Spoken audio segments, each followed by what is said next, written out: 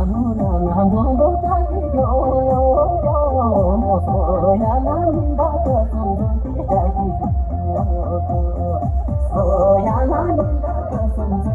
Ghiền Mì Gõ